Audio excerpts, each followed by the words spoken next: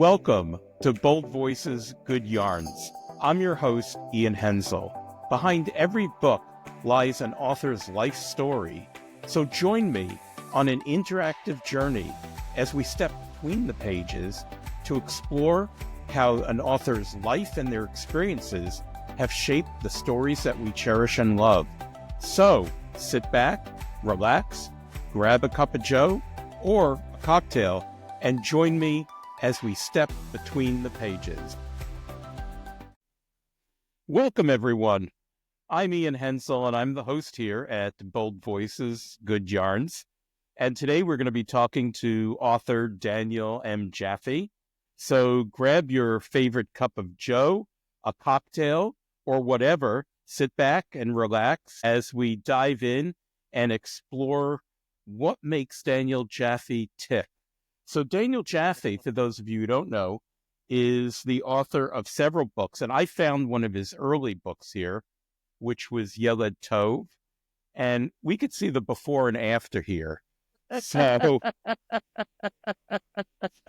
you've changed a bit. That's from high school. That's from high school. You've changed a bit. That was and we also have three more recent books. We have The Grand Sex Tour Murders, Foreign Affairs, and his new book, which is Domestic Affairs. So welcome, Daniel, and thank you for joining Bold Voices, Good Yarns. Thank you, Ian, and thank you for reminding me of the hair I used to have. Well, the hair that you used to have on your head is now under your chin.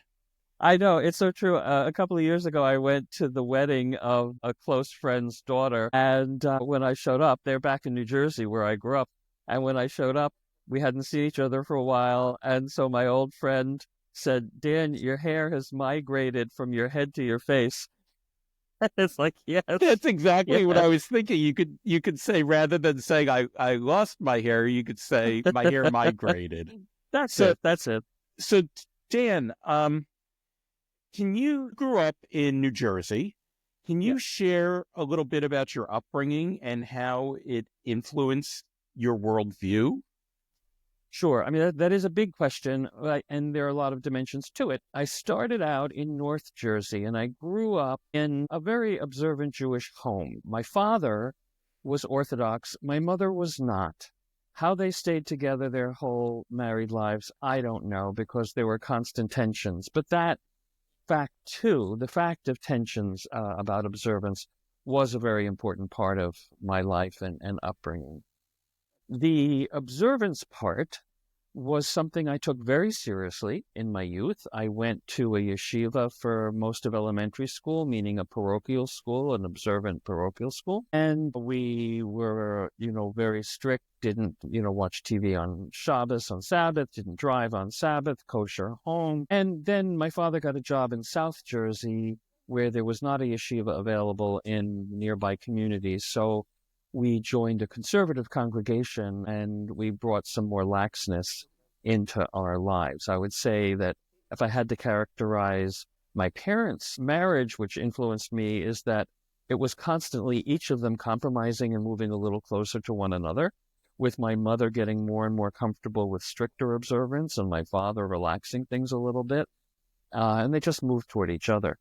For me, that was such a huge influence because when I started realizing that I was attracted to other boys, in adolescence, this came in direct conflict with my religious beliefs. And I believed everything that the Torah, the Hebrew Bible, said about homosexuality, that it's an abomination.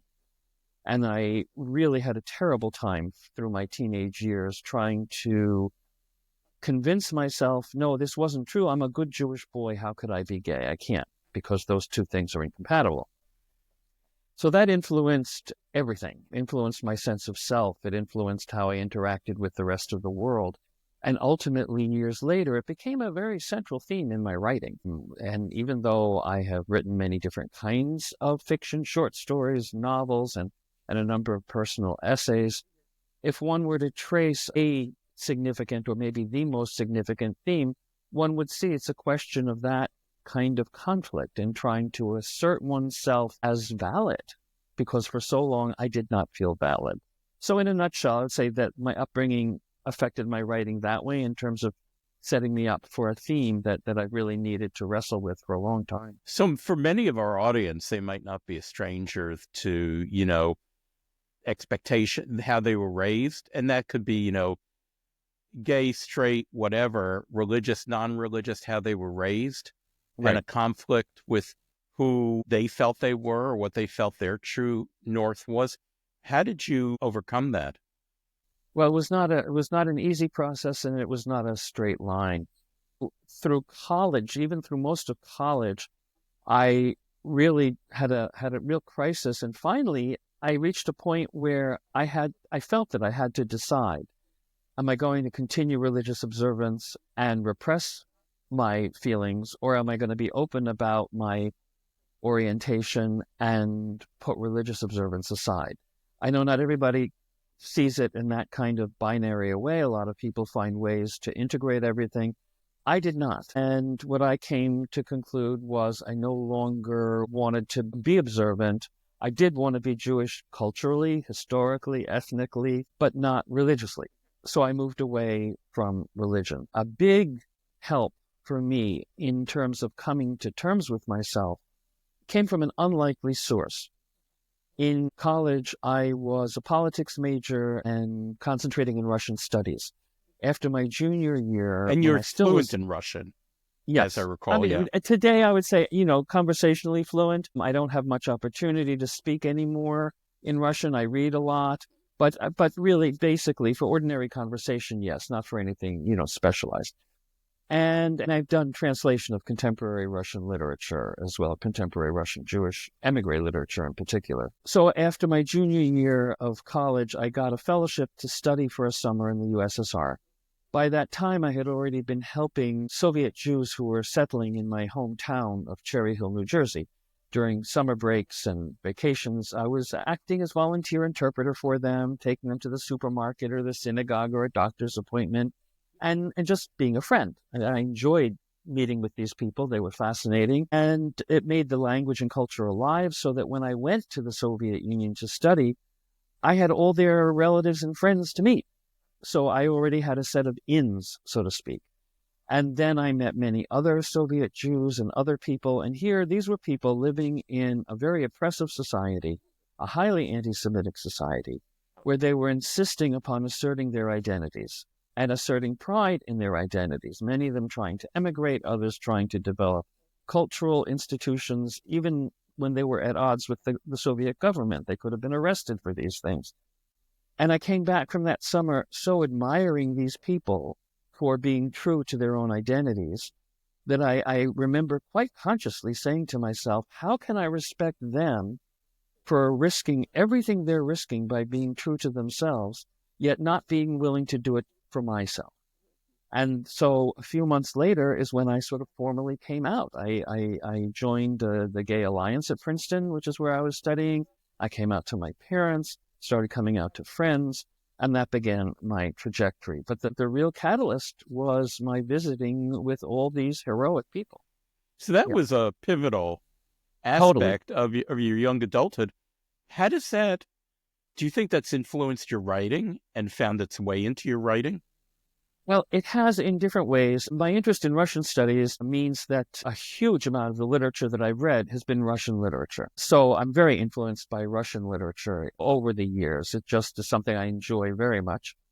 And then years later, as I mentioned, I started translating Russian literature. So that got me more into contemporary writings by different people. It also, I think, heightened my sense of conflict for literature, in that one is always, good writing, I think, always deals with some kind of central conflict. And the people I met in the Soviet Union just lived conflict in it on a daily basis. So I think it sharpened, it made my understanding of that more acute. It also, in a way, heightened my sense of good and evil, because I really saw the Soviet authorities as evil and as everybody else as the good guys. So that sharpened for me. I think that it will really take other people to sort of look at my life and my writings to sort of see a lot of the influences that I probably don't even know are there. Well, you had talked about finding your identity, and it's something I call true north, where we all Uh-huh. find our true north compass setting that we're going to follow. And I know before the interview, we were talking about, good boy that you were, you graduated from Princeton. You then went on to get a law degree. You Yes. were an attorney in the financial industry. You were successful, and then you slammed on the brakes. Can you talk Yes. about that? Sure. It was not sudden. I have to say, I went to law school because I didn't want to go to med school. At the time when was contemplating all these things, sort of a good Jewish boy was either a lawyer, Doctor, doctor, lawyer, engineer. doctor. Yeah. And I was terrible at math and science. So that kind of left lawyering. And of course, we're exaggerating. There are many other professions, but that was kind of sort of the paradigm I grew up with.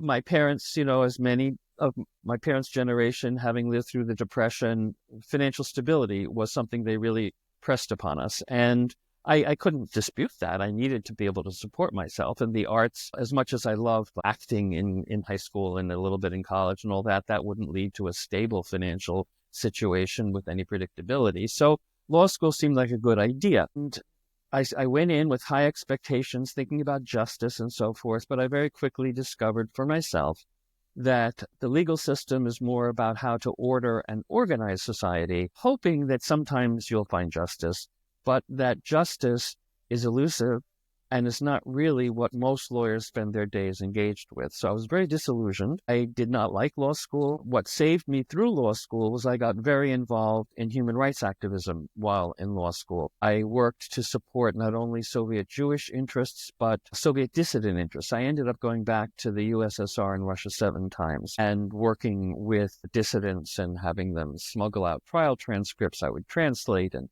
I would work with Amnesty International and other organizations and so forth, all in an effort to improve lives there and improve human rights there, all of which helped me learn how to work for civil rights here, for my own gay civil rights, which I did in law school, joining the gay group in law school. But all of that. So after I went through law school, I time for a job, and I was hired by a typical corporate sweatshop kind of firm. It was the Boston branch of a big New York firm. I thought I'd give it a try, really because they were paying better than anybody and because I couldn't believe they were willing to hire me because I was not a stellar law student. I put all my energies into the human rights work. I was an okay law student, but nothing exceptional. And so I started with this law firm and I hated it. It was horrible. I was on call 24 hours a day. I just did not believe in what I was doing. So At what point did you decide to say, I'm going to be a writer full time? I'm that going to was pursue several that. years later, several different jobs later, after I had a wonderful job. I worked for a wonderful company, a wonderful boss. They made me general counsel, which was the top law job in the company. I developing departments, and I still was not happy with the law. So I thought about it. I said, okay, I have to leave. What do I want to do? And I had always, since childhood, loved writing fiction. I had always loved telling stories. So I decided this is something I have to do. And I made a bargain with myself. I said that if I could write a novel and finish one and still want to write more, I would retire from working as a lawyer. So I spent 2 years working nights and weekends working on a novel. I did finish a novel. It is in a drawer and never will be seen by anybody else. But I did it, and I loved the process, and I wanted to write more. So I decided, okay, so I gave my notice. I measured things financially too and was saving, arduously for years and living way below my means so that I could save. And then I resigned and I took writing courses. I was living in the Boston area, so I went to the Harvard Extension School, which offered writing workshops, and I learned a lot. And I started getting short stories published, especially gay-themed short stories, in gay publications like Christopher Street and the James White Review, which were literary journals around at the time, as well as others. But I reached a point where I didn't know how to take my writing beyond where I was already taking it. And I also recognized that I needed to find a way to have income from teaching. So I went back to school for a Master's of Fine Arts in Writing. And that opened up my writing life forever, and it gave me the credentials I needed to teach. And that really put me in a new place for the rest of my life. One of the things I heard was, even as a child, you were writing. If you could have a conversation with your younger self Yes. at the start of your writing journey, what would you tell yourself? I would tell myself to not stop. I did stop. Once I went into college and law school, everything, it was so overwhelming. We all know college is huge, and any kind of graduate school is equally huge. I would have encouraged myself to carve out time on a regular basis, not just here and there during some vacation or something, but on a regular basis to keep writing, to keep developing, never to put it aside. I don't think I would have said, go and become a writer immediately after high school. I wouldn't have done that because that would not be practical in terms of earning a living. But I think my professional life as a writer might have started a little earlier had I continued on a regular basis, had I not waited for all those years to write a novel, had I done it earlier, getting the bad writing out of the way earlier. Let me ask you this. If your life were a videotape, yes, and you could stop it at some scene and go in a different direction in the movie of your life, would you? Oh, that's such an interesting question. It's difficult to say because I don't know that I would be here now if anything else in the past would change. But there is one thing that pops into my head that is something, had I known when I was younger, would have changed the entire trajectory of my life. And that is this. I was always afraid of what my father's parents, who were very observant, would have thought about me being gay. I was very afraid about what my father would think. He eventually had a difficult time when I came out, but he did come around. But it was soon before he ended up passing away, we were on the phone, and he happened to mention to me, he said, well, your grandfather's brother was gay. I was like, what? Yeah, your grandfather's brother. My grandfather came from Jerusalem. He said, your grandfather's brother in Jerusalem is gay. I said, what? And he said, well, I thought you knew. I said, how would I know? He said, well, everybody knew he wore fancy shoes. And I thought, oh, Dad, I never saw his footwear. And this is the telling thing. Look at the footwear. Always look at the foot. Yeah. Forget about my Reeboks, But I was flabbergasted because and then I asked, I said, did Grandpa know? And my father said, yes. And I said, did he accept him? He said, well, at that time, the Orthodox weren't happy about it, but if you kept things to yourself, nobody talked about it, nobody bothered you.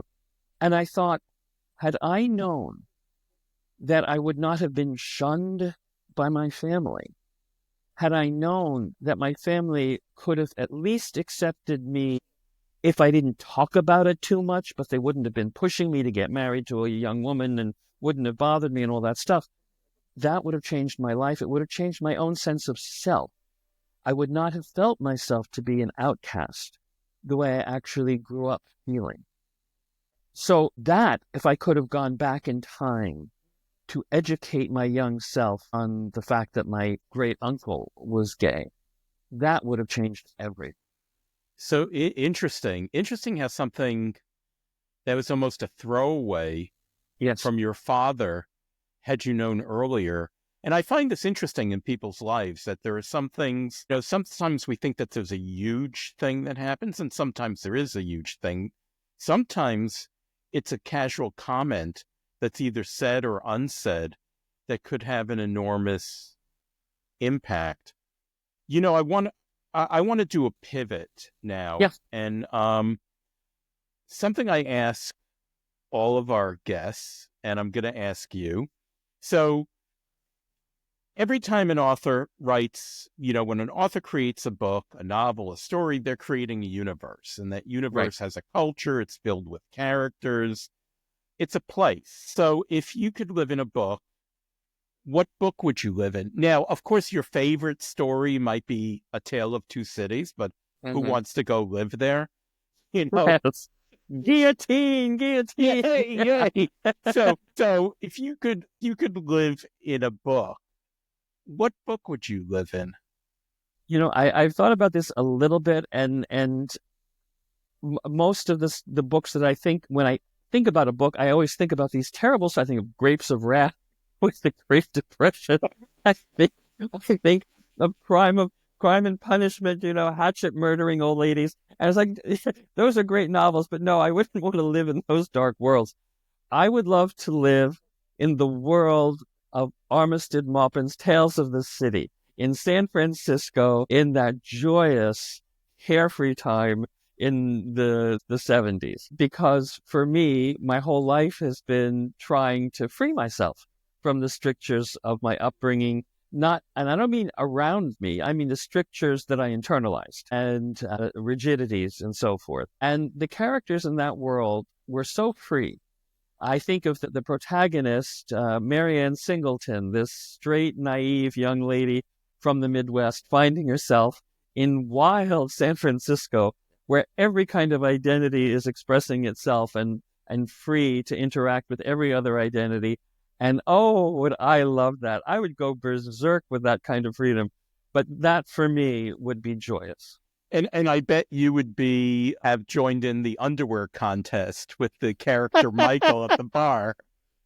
Well, I don't know. I still was able to look in the mirror and assess myself objectively. I don't know. You might have given Michael a run for his money. So these are very interesting things, And again, what we like to read and where we'd want to live are two different things. So I could see you in Tales of the City.